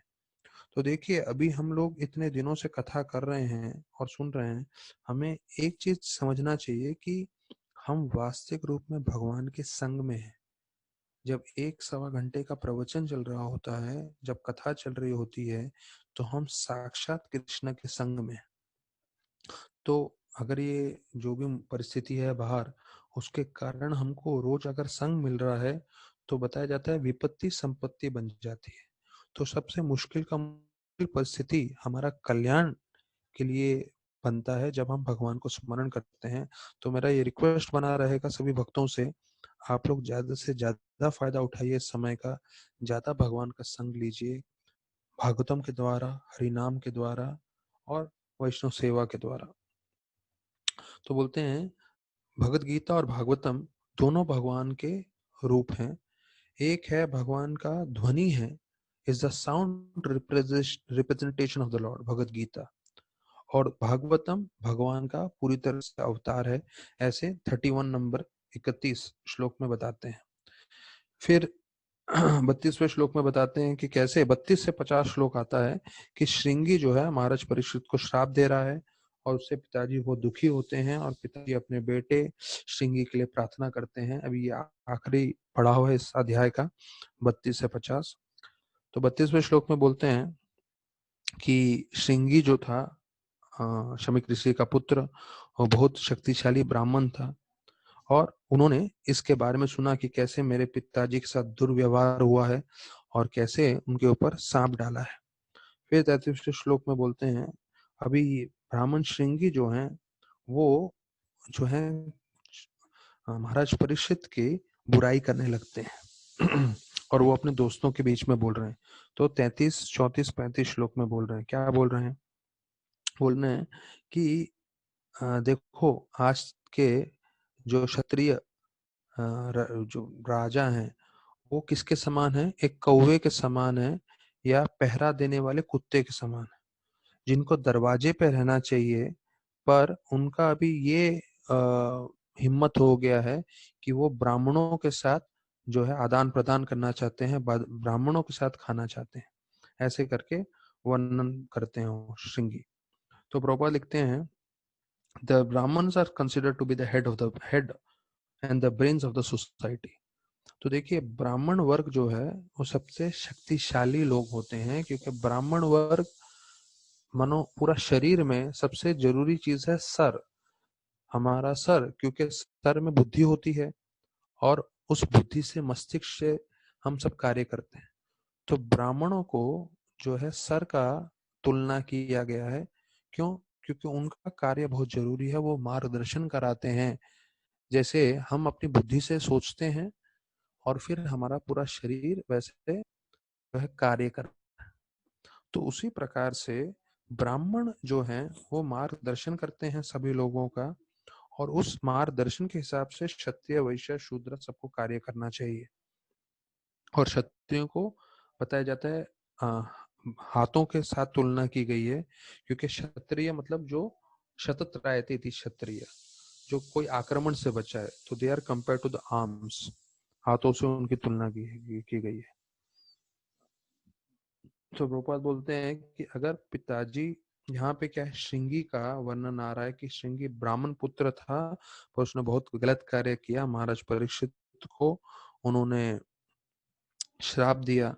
तो प्रभुपाद बोल रहे हैं कि अगर पिताजी की योग्यता है तो उसका फायदा उठाना चाहिए। अगर पिताजी ब्राह्मण है और या प्रभुपाद लिख रहे हैं पिताजी डॉक्टर है, तो जो पुत्र है वो भी डॉक्टर बन सकता है, वो भी ब्राह्मण बन सकता है। क्यों? क्योंकि उसके पिताजी के संग का फायदा लेना चाहिए। फिर बोल रहे हैं कि श्रृंगी भले ही ब्राह्मण का पुत्र था, पर महाराज परीक्षित जैसे शुद्ध भक्त को एक पहरेदार कुत्ते के समान बोलना जो है अपमान का चिन्ह है। इसका मतलब उसमें ब्राह्मण के गुण नहीं थे और उसके कारण वो उन्होंने अपराध किया। और फिर बोलते हैं कि कैसे श्रृंगी का पतन हुआ और उसके बाद जितने भी ब्राह्मण वर्ग थे उस समय के बाद उन सब का पतन हुआ, क्योंकि ब्राह्मण सिर्फ नाम के रह गए थे, उनका आध्यात्मिक ज्ञान और उनकी शक्ति पूरी खत्म हो गई। फिर वो बोलते हैं कि कुत्तों को जो है घर में प्रवेश नहीं करना चाहिए और अपने जो स्वामी हैं उसके साथ थाली में नहीं खाना चाहिए, ऐसे करके उदाहरण दे रहे हैं 34वें श्लोक में। तो फिर 35वें श्लोक में बोलते हैं कि कैसे कृष्ण भगवान चले गए। तो ये सब जो क्षत्रिय हैं वो अपने आप को बहुत शक्तिशाली समझ रहे हैं, लेकिन मैं अभी उनको दंडित करूंगा, अभी आप लोग देखिए मेरी कितनी शक्ति है। और ऐसे बोलते हुए 36वें श्लोक में बोलते हैं कि वो उनको श्राप देने की तैयारी करते हैं। प्रभुपाद दिखते हैं कि श्रृंगी के द्वारा कली को मौका मिल गया प्रवेश करने का। कहाँ पे? पूरे पृथ्वी पे, पूरी दुनिया में, क्योंकि अभी वो श्राप देने वाले हैं। तो उनकी आंखें पूरी जो है लाल हो गई, क्रोध में आ गए और कौशिक नदी का जल उठाया और उन्होंने ऐसे वज्र जैसे शब्द बोले। तो 37वां श्लोक में बताते हैं, इति लंघिता मर्यादाम तक्षक सप्तमे हनि धनक्षन्ति समा कुलंगराम चोदिता में तथा द्रुहम। बोलते हैं इति लंघिता मर्यादम, जिन्होंने लांगा है मर्यादा महाराज परीक्षित ने, तो जिन्होंने मर्यादा लांगा है उसको मैं श्राप दे रहा हूँ। क्या श्राप दे रहा हूँ? तक्षका सप्तमे अहनी तक्षंती, कि ये जो तक्षक नामक सर्प है वो 7 दिन के बाद आके को डंक मारेगा और उनको अंत कर देगा। और उनको बोला समक कुलंगरा नाम, कि कुल का जो है नाश करने वाले। तो प्रभुपाद बोलते हैं महाराज परीक्षित जो है कुलंगारा नहीं थे, वास्तविक रूप में श्रृंगी खुद कुलंगारा है, क्योंकि ब्राह्मण वर्ग का उसने नाश कर दिया और सब लोगों का नाश कर दिया, ऐसे शुद्ध भक्त महाराज परीक्षित को श्राप देके। फिर बताया जाता है 38वें श्लोक में कि श्रृंगी अपने पिताजी 38, 39, 40 इन 3 श्लोकों में बताया जाता है कि श्रृंगी अपने पिताजी के पास जाते हैं और कैसे उनके साथ व्यवहार करते हैं। तो वो घर पहुंचते हैं और जैसे ही घर पहुंचते हैं तो अपने पिताजी को देख के जोर से रोने लगते हैं। तो प्रभुपाद बोलते हैं वो रो इसलिए रहा था क्योंकि उसको मालूम था मैंने कुछ गलत कार्य किया है। क्या गलत कार्य किया है? मैंने श्राप दिया है और मेरे श्राप देने के कारण इस राजा की मृत्यु होने वाली है। तो उसको मालूम था मैंने गलत कार्य किया, इसलिए वो जोर जोर से रोने लगा। और उसको देख के शमीक ऋषि जो है अपनी आंखें खोलते हैं और देखते हैं उनके शरीर पे एक मृत सर्प है। तो वो मृत सर्प को फेंक देते हैं और अपने पुत्र से पूछने लगते हैं, अरे तुम रो क्यों रहे हो? हाँ, तुम क्या किसी ने तुमको आक्रमण किया, तुमको मारा है? तो बताया जाता है कि जो शमीक ऋषि है वो बिल्कुल भी इस बात को जो है ज्यादा महत्वपूर्णता नहीं देते कि उनके ऊपर जो है एक मरा हुआ सांप रखा है। लेकिन श्रृंगी ने अपनी मूर्खता करके जो श्राप दे दिया। और प्रभुपाद लिखते हैं, thus ended the chapter of happy history, 40वें श्लोक के आखिरी लाइन में, कि इतिहास में जो खुशहाली था वो सब खुशियां अंत हो जाती है। क्यों? क्योंकि उन्होंने ऐसे महाराज परीक्षित को श्राप दिया जिनकी शक्ति से पूरी तरह से कली को उन्होंने रोक के रखा था। फिर 21वें 41 श्लोक में बोलते हैं कि उनको बिल्कुल अच्छा नहीं लगा और काफी दुखी हो गए ये सुन के कि उन्होंने उनके पुत्र ने श्राप दिए, और उनको बोलते तुमने सबसे बड़ा पाप किया है और उन्होंने इतना छोटा गलती किया था, उसके लिए उनको थोड़े मृत्युदंड देने की जरूरत थी करके ऐसा करके वर्णन करते हैं। तो बोलते हैं राजा, प्रभुपाद लिखते हैं राजा मतलब नरेंद्र, सभी नरों में उत्तम। और राजा वास्तविक रूप में भगवान के प्रतिनिधि होते हैं। तो भगवान के प्रतिनिधि होने के कारण अगर राजा किसी को मृत्यु दंड भी देता है तो उनको पाप नहीं लगता है। क्यों? क्योंकि वो राजा है। प्रभुपाद उदाहरण देते हैं कि कोई सर्जन अगर सर्जरी करते समय कोई डॉक्टर से किसी का मृत्यु हो जाता है तो गवर्नमेंट उसको दोषित नहीं कहलाती। क्यों? क्योंकि उसका कार्य है वो काम करना। तो उसी प्रकार से अगर राजा कोई गलत कार्य भी करता है तो उसको दोष नहीं देना चाहिए। बोलते हैं क्योंकि तुमको ज्ञान नहीं था और तुमने ऐसा पाप कार्य किया है राजा के प्रति में, राजा के अगेंस्ट में।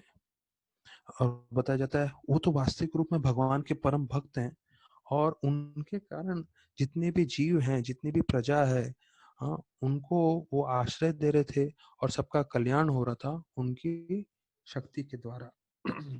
तो वो जो बताया जाता है, जैसे प्रभुपाद भी बोल रहे हैं यहाँ पे 42nd श्लोक में ट्रांसलेशन में बताते हैं कि जो राजा होता है वो जो है he is as good as the personality of God, क्योंकि वो भगवान के प्रतिनिधि हैं। तो उनके कारण सब लोगों को जो है आश्रय मिलता है, जितने भी प्रजा हैं, और सब लोग उनके कारण भक्ति कर पाते हैं करके।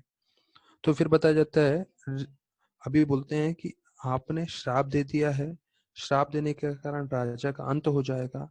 अब राजा का अंत होगा तो उसके कारण देखिए अभी कितना नुकसान होने वाला है। तो वो अभी जो है 3 श्लोकों में वर्णन करेंगे, 43, 44, 45 में। तो बोलते हैं जैसे ही राजा का अंत हो जाएगा तो सारे चोर डकैत जो हैं वो लोग शक्तिशाली बन जाएंगे और वो लोग जो हैं पूरी की पूरी प्रजा को लूटेंगे, उनको बर्बाद करेंगे करके बताते हैं। तो प्रोपा लिखते हैं the thieves and the rogues of the modern democracy seek election by misrepresentation of votes. जो आजकल नेता बनते हैं वो यहाँ वहां से वोट को आगे पीछे करके बनते हैं, और फिर जैसे ही वो सत्ता में आ जाते हैं तो वो सब लोगों को लूटना चालू करते हैं।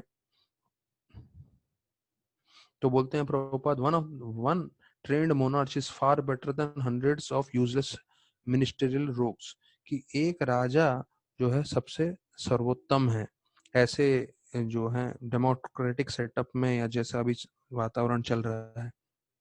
फिर बोलते हैं कि पूरी तरह से जो है लोग और साथ साथ जानवर जो है सब पे उनकी हानि होगी, क्योंकि राजा चले जाएंगे। कहते हैं जानवरों को और स्त्रियों को चुराया जाएगा और लोगों को मारा जाएगा, और उन सब का कारण हम बनेंगे क्योंकि हमने उनको श्राप दिया है करके वर्णन आता है। तो लोगों का धन चोरी हुआ जाएगा, जानवरों की हत्या होगी, और स्त्रियों के साथ भी अपमान होगा, और वो हम आज की तारीख में देख रहे हैं। फिर बताया जाता है कि वर्ण आश्रम जो है पूरी तरह से उसका कार्य समाप्त हो जाएगा जो है, क्योंकि राजा नहीं है, और उसके कारण जितने भी वर्ण संकर पैदा होंगे जो एक कुत्ते या बंदर के समान होंगे। कुत्ते या बंदर का इसलिए उदाहरण दिया गया है क्योंकि कुत्ते और बंदर जो है विशेष रूप से संभोग करने के लिए हमेशा उतावले रहते हैं, इसलिए कुत्ते या बंदरों का उदाहरण दिया गया है। बोलते जितने भी जो प्रजा आएगी वो कुत्ते और बंदरों के कारण होंगे। क्यों? क्योंकि आध्यात्मिक ज्ञान हट जाएगा, वर्णाश्रम खत्म हो जाएगा। तो वैदिक संस्कृति का एक उद्देश्य था कि सब लोग भक्ति करें और भगवत धाम जाएं, और वो खत्म हो जाएगा और सब लोग इंद्र भोग में लग जाएंगे, और ये वो भी उदाहरण दे रहे हैं कुत्ते और बंदरों के समान। फिर बोलते हैं कि महाराज परीक्षित जो हैं वो भक्त थे, वो साधु थे, और उन्होंने इतने सारे अश्वमेध यज्ञ किए थे, तो वो उनको जो है श्राप नहीं देना चाहिए था इतनी छोटी सी गलती के कारण, ऐसे करके बताते हैं। अभी बताया जाता है कि वो उनके पुत्र के लिए प्रार्थना करते हैं, क्योंकि उनको लगता है कि मेरे पुत्र ने जो है बड़ा पाप किया है, ऐसे शुद्ध भक्त को जो है श्राप दिया है। तो भगवान से प्रार्थना करते हैं कि मेरे पुत्र को क्षमा कर दें, क्योंकि उन्होंने जो है ऐसा गलत कार्य किया है, इतने प्रामाणिक भक्त को जो है श्राप दिया है। तो ऐसे करके प्रार्थना कर रहे हैं 47 वर्ष में। तो बोलते हैं when an offense is done unto a devotee of the Lord, it's very difficult to overcome the reaction. तो हमें समझना चाहिए कि अगर हम किसी वैष्णव के प्रति अपराध करेंगे तो उसका जो है अपराध का जो असर होगा, अपराध को हम जो है बच नहीं सकते। तो हमें बहुत ध्यान रखना चाहिए कभी हम वैष्णव अपराध नहीं करें। तो फिर एक प्रश्न उठता है कि अच्छा, कृष्ण भगवान चाहते थे कि भागवतम की रचना हो, कृष्ण भगवान चाहते थे कि मैं भगवान भागवतम के रूप में अवतरित हूँ, तो उसमें ब्राह्मण का जो है ग्लानि कराने की क्या जरूरत थी? ये ब्राह्मण बालक को द्वारा श्राप करवाने की क्या जरूरत थी? तो ऐसा मन में प्रश्न आ सकता है। तो उसके बदले में बताते हैं कि इसलिए ब्राह्मण बालक के द्वारा ये श्राप हुआ जिससे उसको क्षमा कर सके, क्योंकि जैसे बताया कि कोई बालक गलत कार्य करे तो उसको दंडित नहीं कर सकते, तो भगवान ने भी उसको क्षमा कर दिया, ऐसा करके प्रभुपाद बताते हैं। तो भगवान ने जब उनके पिताजी ने प्रार्थना की भगवान से कि मेरे पुत्र को क्षमा कर दो, तो उनको क्षमा कर दिया गया। क्यों? क्योंकि वो छोटे से बालक है, और बालक अगर ने श्राप भी दे दिया तो ठीक है, बालक को क्षमा कर सकते हैं। तो फिर बोलते हैं वो ठीक है, लेकिन ब्राह्मणों का गिलानी क्यों हुआ? क्योंकि उस समय के बाद जितने भी ब्राह्मण वर्ग थे वो जो है ब्राह्मण की योग्यता से उनका पतन हो गया।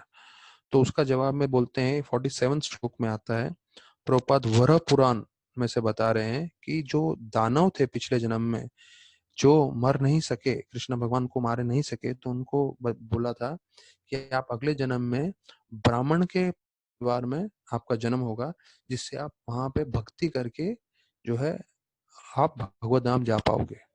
लेकिन क्योंकि पिछले जन्म में वो दानव थे, तो दानव होने के कारण जब इस जन्म में वो ब्राह्मण के जैसा पैदा हुए, तो भक्ति करने की जगह वो है ब्राह्मण की पदवी का दुरुपयोग किए। क्यों? क्योंकि पिछले जन्म में दानव थे। तो ये प्रभुपाद जी बताते हैं। तो उनका उद्देश्य क्या होना चाहिए था? भक्ति करके भगवत धाम जाना, और उसकी जगह वो अपने ब्राह्मणिकल शक्ति से, ब्राह्मण का जो उनका पदवी था, उससे वो अहंकारित हो गए और वो दुरुपयोग करने लगे, ऐसा वर्णन आता है। फिर ये 48 श्लोक बहुत जरूरी है। अभी 3 ही श्लोक है, अभी अध्याय खत्म हो रहा है। तो ये 48 हमारे डिवोटीज को अपने लाइफ में अपनाना चाहिए। ये बहुत महत्वपूर्ण है। ये भी एक ऐसा श्लोक है जो हम सब लर्न कर सकते हैं और इसको अपने जीवन में पूरी तरह से लागू करना है। तो सब लोग साथ में बोलिए, तिरस्कृता विप्रलब्धा शप्ता शिप्ता हतोपि वा नस्य तत्प्रतिकुर्वन्ति तद्भक्ता प्रभोपि ही। तो ये है भक्त। भक्त की क्या पहचान है? वो इतने सहनशील होते हैं कि कोई उनका निरादर करे, कोई उनको धोखा दे, कोई उनको श्राप दे, या कोई जो है उनकी तरफ ध्यान न दे, या उनको से कोई लापरवाही से व्यवहार करे, यहाँ तक कि कोई उनको मार दे, वो कभी भी जो है उनका प्रतिकार नहीं करते। ये बहुत भारी श्लोक है। तिरस्कार करना, विप्रलब्ध, धोखा देना, श्राप देना, कोई उनका जो है सम्मान नहीं कर रहा, कोई उनको जो है लापरवाही से व्यवहार कर रहा है, यहाँ तक कि हतोपीवा या मार डाले। तो ये 6 चीज बताया गया है: defamed, cheated, cursed, disturbed, neglected और किल्ड। इतना 6 चीज भी होगा तब भी वो प्रतिकार नहीं करेंगे। ये भक्त के लक्षण है। तद भक्ता प्रभु भी, ये मेरे भक्त हैं, उनके जीवन में उनके साथ कुछ भी हो जाएगा वो सहन करेंगे। तो ये श्लोक बोलना मेरे लिए बहुत आसान है, पर जीवन पर्यंत हम प्रार्थना करेंगे श्रीमद् भागवतम से कि बोलने वाले और सुनने वाले दोनों में भगवान कृपा करें, श्रीमद् भागवत हम पे कृपा करें और इसको हम अपने जीवन में अपनाएं। क्योंकि क्या है, जब भी कोई हमें थोड़ा भी इंसल्ट कर देता है, हमसे सहन नहीं होता, हम क्रोधित हो जाते हैं। कोई हमारा ध्यान नहीं देता, कोई लापरवाही से हमारे साथ व्यवहार करता है तो हम क्रोधित हो जाते हैं। नहीं, हमें सहन करना चाहिए, यहाँ तक कि हतोपीवा, हमें कोई मार डाले तब भी हमें सहनशील होना चाहिए। प्रभुपाद बोलते हैं तात्पर्य में कि महाराज परीक्षित अगर जो है वापस से श्राप देते थे श्रृंगी को, तो श्रृंगी बच जाते थे। लेकिन कोई शुद्ध भक्त जो है वापस से प्रतिकार नहीं करेगा। और शुद्ध भक्त होता है जिसके जीवन में कुछ भी आए वो ज्यादा उससे विचलित नहीं होता, क्योंकि उसका मन पूरी तरह से भगवान की सेवा में एकाग्र रहता है। तो प्रभुपाद लिखते हैं कि in personal affairs the devotee does not care for them, but in case, हाँ, अपने लिए जो है हतोपीवा, उसका श्राप दिया, उसका तिरस्कार हुआ, उसको धोखा दिया, सब करेगा अपने लिए, ठीक है। लेकिन अगर यही चीज भगवान के साथ हो रहा है या दूसरे भक्तों के साथ हो रहा है तो भक्त शांत नहीं बैठेगा। तो इसको हमको जो है पूरी तरह से समझना है। अगर हमारा कोई अपमान कर रहा है, तिरस्कार कर रहा है, तो हमें सहन करना है। लेकिन अगर दूसरों की तरफ ये हो रहा है तो बिल्कुल सहन नहीं करना है। अगर भक्तों की तरफ, भगवान की तरफ हो रहा है तो devotee takes very strong action. Prabhupada बोल रहे हैं कि भक्त जो होता है उसके तरफ जो है पूरी तरह से आक्रमण करता है और वो शांत नहीं बैठता। हमारे जीवन के लिए पर्सनली, अपने खुद के जीवन के लिए हमारा कोई अपमान कर रहा है, हमें स्वीकार कर लेना चाहिए, लेकिन दूसरों के लिए नहीं। तो फिर बोलते हैं कि अगर आशीर्वाद हो या श्राप हो, the devotee of the Lord even though he may not be ब्राह्मण इज मोर पावरफुल देन ब्राह्मण। तो ये नहीं सोचना चाहिए कि ये जो ब्राह्मण है उसी ने श्राप दिया। प्रभुपाद बोलते हैं जो वैष्णव होता है, वैष्णव भी बहुत शक्तिशाली है, वो भी श्राप दे सकता है। लेकिन वैष्णव जो है, भक्त जो है, वो ब्राह्मण से शक्तिशाली है। प्रभुपाद जी स्पष्ट कर रहे हैं ये 48 श्लोक में, वैष्णव इज मोर पावरफुल देन अ ब्राह्मण। भक्त जो है ब्राह्मण से भी शक्तिशाली है। भक्त भी चाहिए तो श्राप दे सकता है, लेकिन वो कभी नहीं देगा श्राप। क्यों? क्योंकि वो भक्त है। भक्त की परिभाषा वो होती है जो हमेशा भगवान की सेवा में लगता है, वो कभी भी ऐसे कार्य में नहीं लगता। तो प्रभुपाद जी वही चीज बतला रहे हैं कि devotee doesn't spends his time in all this things, he is always engaged in service of the Lord. और फिर बताया जाता है कि जो समीक ऋषि थे वो बहुत दुखी हो गए और उन्होंने अपने पे जो अपमान हुआ था उसको जो है ध्यान पूर्वक नहीं लिया, पर ये उन्होंने जो पुत्र ने जो कार्य किया उससे वो बहुत दुखी हो गए। और ये आखिरी श्लोक है, ये 50वां श्लोक, जिससे ये अध्याय समाप्त हो जाएगा। हम लोग पढ़ साथ में बोल सकते हैं। प्रयस्सा साधवो लोके परेर्द्वन्द्वेष योगिता न व्यतन्ते न हर्ष्यन्ति यथा आत्मा अगुणोश्रया आश्रया। तो इस श्लोक में बता रहे हैं कि जो भक्त होते हैं तो वो इस द्वंद्व से हमेशा परे रहते हैं और वो ज्यादा दुखी नहीं होते, और ना ही वो ज्यादा जब कुछ अच्छा होता है तो आनंदित होते हैं। तो बताया है परायस साधु लोके, हाँ द्वंदेश युग, तो ये जो साधु होते हैं ये द्वंद उससे जो है ज्यादा विचलित नहीं होते। न वयंती न हर्षयंती, वयंती मतलब वो दुखी नहीं होते, न हर्षयंती मतलब ज्यादा सुखी नहीं होते। यथा आत्मा अनुग्रह, यथा आत्मा अगुण आश्रय। तो अगुण आश्रय का मतलब है क्योंकि जो भक्त होता है वो भगवान की भक्ति कर रहा है, भगवान में लीन है, भगवान की सेवा में उसका मन है, भले वो जप में है, भागवतम में है, सेवा में है, तो इसलिए वो ना ही ज्यादा हर्षोल्लासित होता है ना ही ज्यादा दुखी होता है। वो दोनों समय में अपना मन एकाग्र करके भगवान की सेवा करता है, भगवान की भक्ति करता है। तो ये प्रभुपाद जी बतला रहे हैं 50वें श्लोक में। और इसके साथ हमारा 18वां अध्याय समाप्त हुआ है, और कल हम 4 बजे 19वां अध्याय का प्रारंभ करेंगे, जिससे हमारा फिर पहला स्कंद भागवतम समाप्त हो जाएगा। बहुत बहुत धन्यवाद सभी भक्तों का। हरे कृष्ण।